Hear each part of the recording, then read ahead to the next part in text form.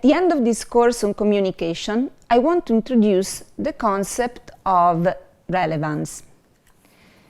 And I do it at the end because the end of a communication action is a strong moment which guarantees emphasis on what is said. So here we are, talking about relevance, and we do it with a short story. Luis is an engineering student at Politecnico di Milano in Italy. He commutes by train every day from Como, a beautiful city by a nearby lake. Luis is a good and proficient student. He attends classes every day, studies every night. But not on Sunday, because Luis has a hobby: hiking and climbing in the mountains. And he's quite good, actually. He goes hiking almost every Sunday, even under the snow or the rain, and he's super fit. On the commuter's train, there is our second character of the story, Mary. Mary is also an engineering student in telecommunication. She's a smart and pretty girl, and the inevitable happens. Can you guess? Luis falls in love with Mary. For a couple of months, he admires her from afar as they go to have a pizza with all their common friends or to the cinema.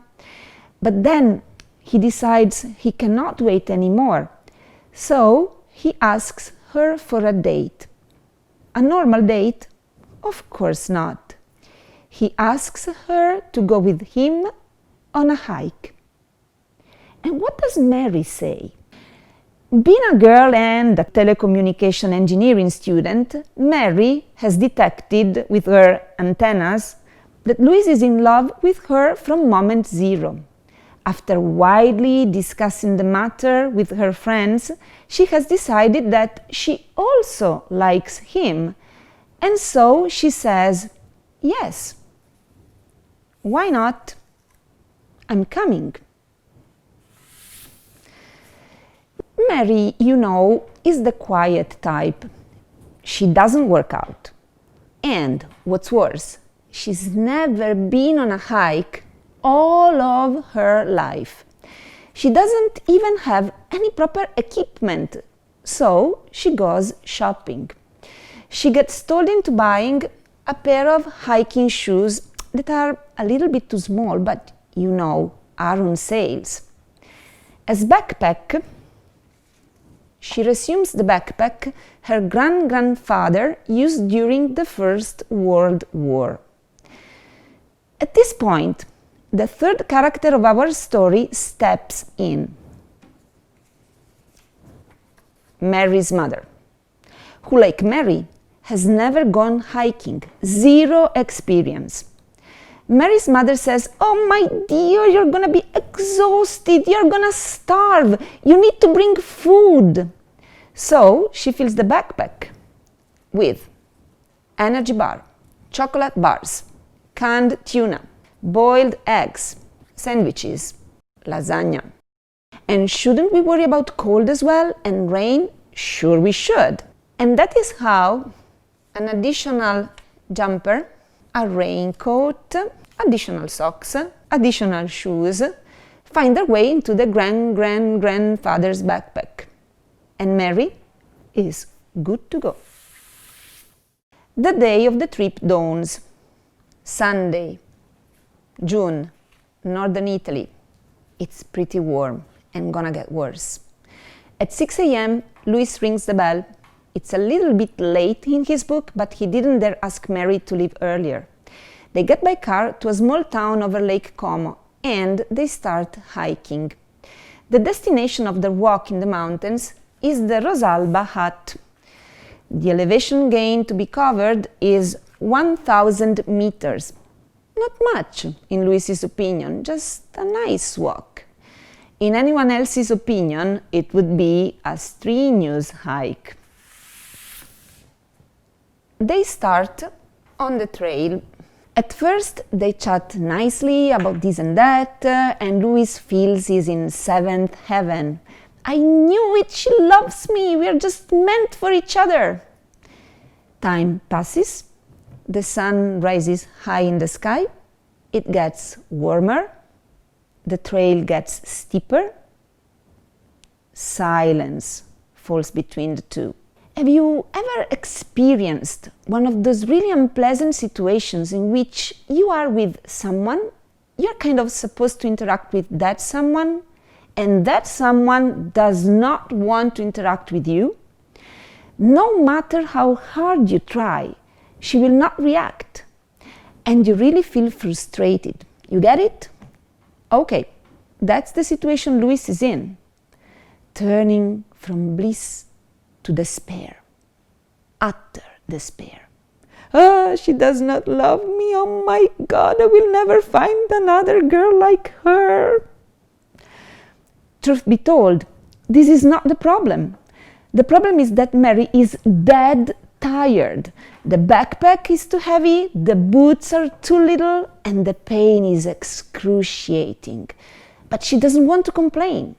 She's well aware that Luis's previous fiancée, Drizella, was super fit and a winner of trail competitions. So she resists. But she can't possibly spare breath to also chat. Time passes, the sun rises high in the sky, it gets warmer. Eventually, it's too much on Mary. No matter how proud you may be, there's a limit to everything. So she asks, how long still? How long still? What are the possible answers? What would you answer? Here are some options, some of them by my students. Usually, when I ask my students to answer, the first or the second options they produce is something like, not much, 5 minutes. And I ask them, but is this the truth? And they say, of course not. They're probably reminiscent of how they were cheated by parents when small. Anyway, option number 1 is a lie. It is a possibility, of course, and human beings do use it, but still, it may not be the best option. Maybe Luis does not want to start a relationship with a lie. You may agree with that, right? So, another option is the truth. More or less 2 hours. Thanks to his smartwatch, Luis could even be more precise.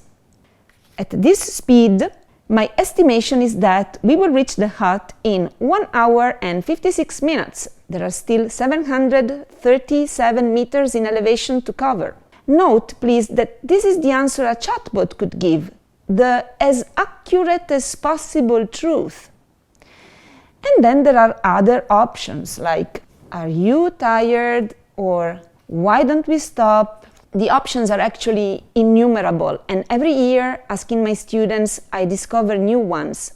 For example, this one, which I nicknamed the Japanese etiquette answer. You know what? I am tired. Why don't we stop and eat some of the food your mama gave you? Time to draw lessons from all this. Relevance. In communication, relevance is how well your communication fits with the implicit or explicit question it is meant to answer. The better, the more relevant. With this definition in mind, take a decision on which of the answers we sketched before, according to you, is the most relevant. And if you come up with other options, please do send them to me. There are further lessons to draw, which I personally find comforting and encouraging. First, the fact that there are many options. Humans are creative. We've got 1,000 ways to react to situations. Second, that we happily break the hypothetical rules of communication, and that is why it's not easy to teach a chatbot how to speak. It may be that the best reply to Mary's question is another question. Third and final, that the verbal component of the communication is not the only player. The hidden part is also there, like the hidden part of an iceberg. And you have to be aware of it in order to be relevant. It is so important that sometimes the verbal part is just an excuse for hinting at what really matters and is not spoken aloud. Think about this dialogue, which works perfectly. How long still? Shall we sit and have something to eat? If you consider the words only, there is no relation. If you consider the hidden part, it makes perfect sense. Oh, you may wonder, how are Mary and Louis doing? The story ends well. They're now together and they're doing just fine. Mary is training for trail running, and Louis is taking a communication course.